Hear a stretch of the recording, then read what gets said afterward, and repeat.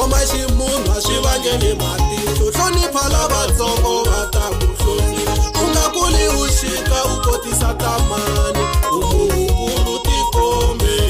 exenini mi kota ku ni tani mi bile mavaboso va nga jila adirese exenini mi kota ku ni tani vo va teki papila va ri yisa xirini exenini mi kota ku ni tani